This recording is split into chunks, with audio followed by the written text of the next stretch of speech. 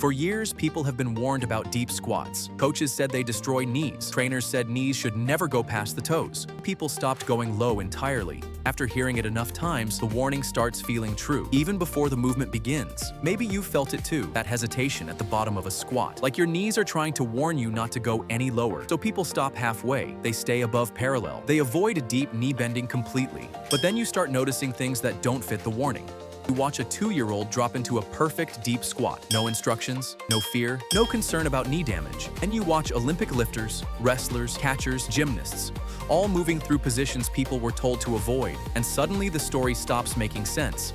If deep squats are truly dangerous, why does the human body keep returning to them naturally? To understand that, we have to go back to 1961. Much of the fear around deep squats can be traced back to one influential idea from 1961. A researcher named Dr. Carl Klein claimed that deep squats loosened knee ligaments and increased instability. The warning spread quickly through schools, athletics, military training, and coaching culture. And once the message entered those systems, it stayed there for decades. Coaches repeated it, teachers repeated it, athletes grew up hearing it long before they ever questioned it. But Klein was not a villain in this story. He was trying to explain injuries he believed he was seeing. The problem was the science itself. The tools Klein used had never been properly tested, and over time, the conclusions grew much stronger than the evidence ever was. And when later researchers tried to reproduce the findings, many of them couldn't. But by then, the fear had already spread far beyond the original study. And that may have been the most powerful part of the entire story. Not the data itself, the movement culture built around it. Because over time, the warning stopped sounding like advice. It started sounding like truth. And while that fear spread through generations of coaches and athletes, modern biomechanics was slowly uncovering a very different story. But while fear kept spreading through movement culture, biomechanics researchers were beginning to ask a very different question. Not how to avoid force entirely, but what the body actually does with force over time. Not, is there force inside the knee? Because of course there is. The real question was, what does the body actually do with that force over time? The first thing researchers confirmed was important.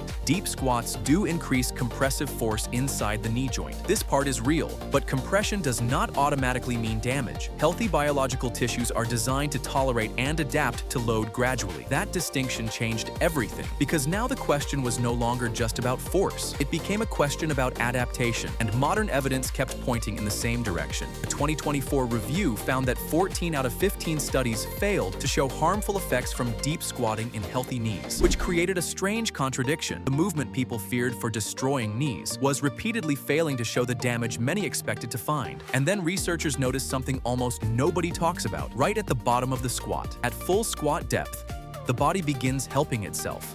As the thigh presses against the calf, soft tissue compression starts redistributing force naturally through the leg. Some studies suggest this contact may reduce compressive forces inside the knee by as much as 42 to 57%, which means the deepest part of the squat may not simply increase pressure. In some ways, the body may partially unload the joint at full depth. The position people feared for crushing the knees may actually contain its own built-in unloading mechanism. But there was another piece of the puzzle hiding lower in the body: the ankle.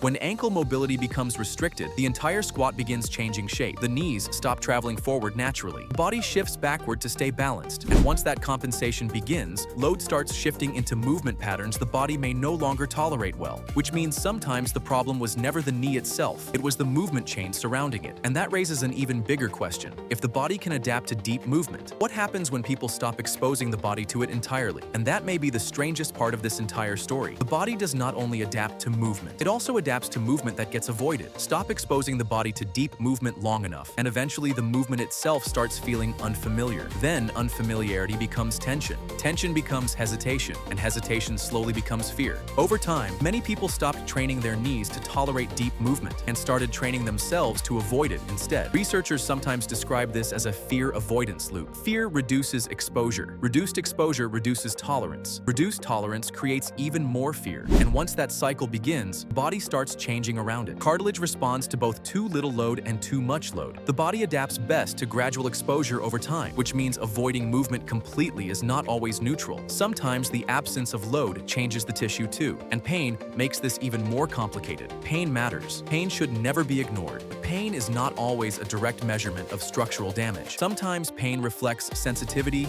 instability, protection, or a position the body no longer feels prepared to handle. The brain predicts threat partly through experience and partly through belief. A person who believes deep squats are dangerous may begin tightening, guarding, or hesitating long before actual structural limits are reached, and the body responds to that hesitation too. Meanwhile, modern life keeps reducing exposure to deep movement entirely. Chairs replace the floor, cars replace walking, cushioned shoes replace barefoot movement variability. Most people spend years without regularly loading their knees through deep ranges of motion. Slowly, the position stops feeling normal. The knee didn't become weaker overnight.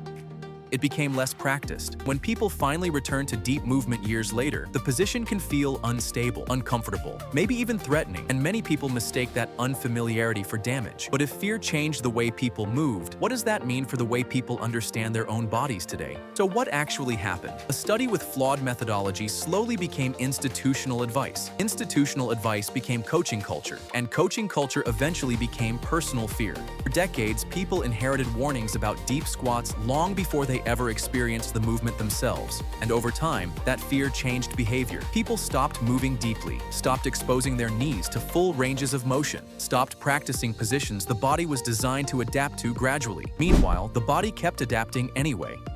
Not to deep movement, but to the absence of it. And that may be the deepest irony in the entire story. For many people, the fear of deep squats may have changed movement behavior more than deep squats themselves ever did. But none of this means deep squats are universally safe for everyone, and it does not mean pain should be ignored. The body adapts according to exposure, mechanics, recovery, progression, load tolerance, movement history, which means the real question was never simply, are deep squats dangerous? The real question is whether the body has been given enough time, preparation, and exposure to adapt to them well, because the human body was never designed to avoid load completely. It was designed to adapt to it, and maybe the next time you squat down, you'll notice something different. Not just pressure, not just tension, but years of habits, avoidance, fear, and adaptation shaping the way the movement feels. And once you understand that, the squat stops looking like a test of strength and starts looking like a reflection of the life the body has adapted to.